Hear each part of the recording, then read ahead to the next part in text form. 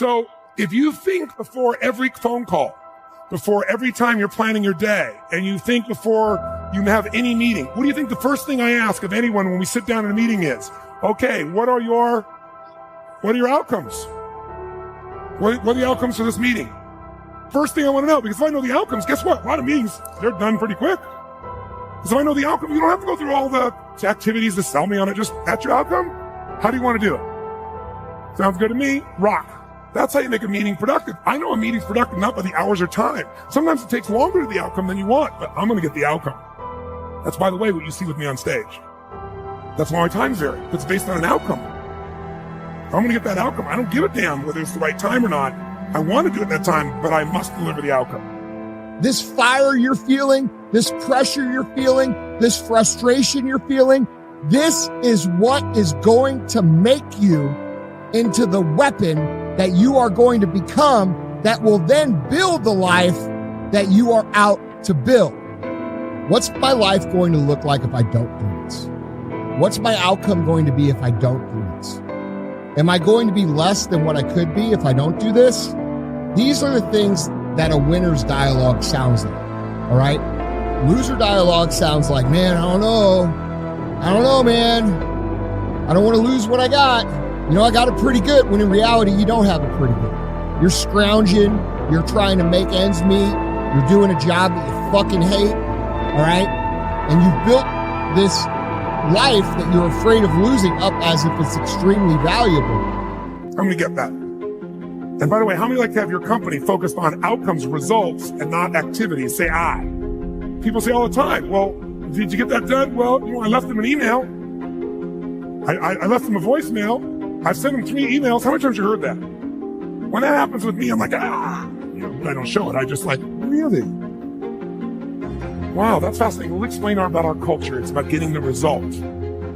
So I can help you if you can't figure another way to do it, but there may be 12 other things we might want to do. Maybe they don't have the answer. Maybe somebody else can give us the answer. The outcome was to get this information, not to leave an email or 12 or 3 voicemails. That will not do any of us any good. How many follow? When in reality, the value is way down the road, 10, 15 years down the road that you haven't built yet, and you're afraid to trade what you have for what you could have. And that's just not the way winners think about it. Winners think about it very simply. They see the end result, the 10 years, the 15 years down the road, and they say, fuck, I can't afford to not do that. I have to go all in on everything. I have to do everything I can to get to that point, because that point is so great that it makes this point feel like it's absolutely nothing. And really what I'm telling you guys is this: stop overvaluing your current situation. Stop thinking that you have it so good that you're afraid to take a risk, because people that actually win, people that build great things, people that do great things, all the people you look up to and you say, fuck man, I wish I had what that guy had. The only real difference they have is the way they assess risk is completely different. Okay? You see it as what you have to lose, when the person who's going to achieve this, the people you look up to, they see the thing 10, 15 years as something that they can't afford to not go after. Lift the weights, sprint the hill, work on the project, get out of bed. Now, as an overall rule, I do not like procrastination. You need to get things done. But if you are going to rest, that is one thing that you should procrastinate on. That's the one thing I want you to put off until tomorrow. And if, when tomorrow comes, you still feel like you need to rest or you need to take a break, then okay. But the chances are you won't. You won't need that rest. Chances are you will realize that the desire to rest was just weakness. It was just the desire to take the path of least resistance, the downhill path, the easy path. A guy asked me about 2 months ago, he said, E.T., if there's one mistake you've made, what's that one mistake you made? I said, I'm gonna be honest with you. My values are not in alignment with my dreams.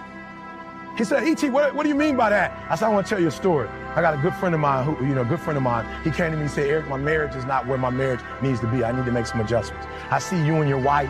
I see how much time you spend with your wife, how much time you spend with your children, and I want that. You buy your wife roses regularly. You're always taking her out to eat. Like, I'm watching you. You spoil her. E.T., what can I do? And so I told him what to do, and guess what he started doing, God? He started doing the exact same thing I started doing. And he said, Eric, it's not working. Like, I'm doing exactly.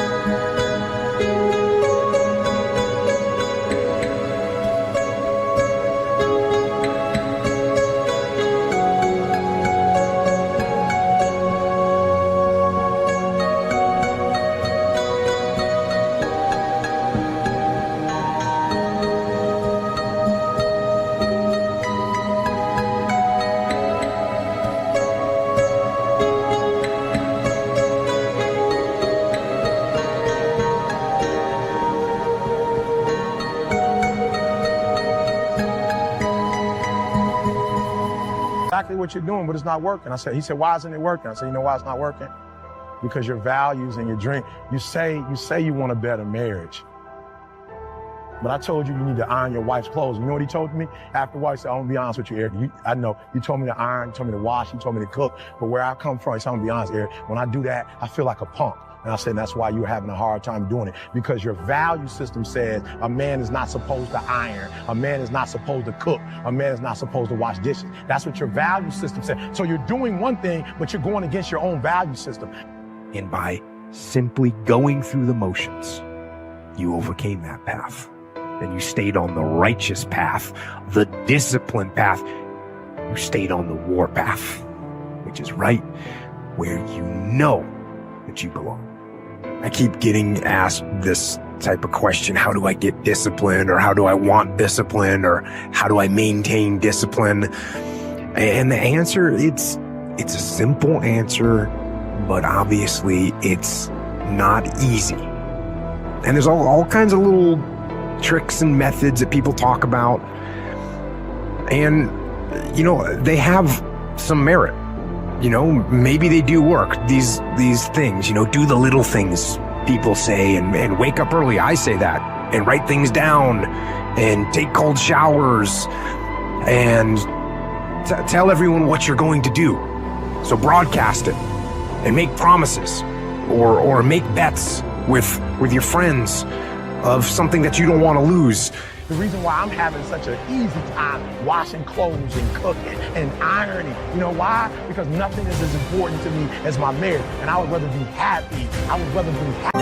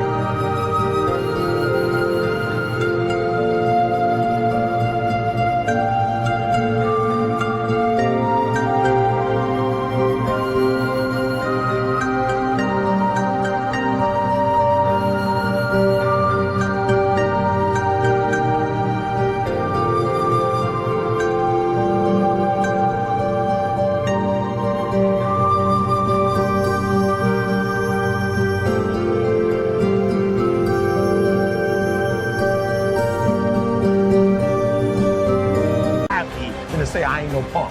Make me a punk. I want to be a punk. I realized that information changes situations. And so I'd rather buy a book than buy a house. Because if I buy a book, I can buy several homes.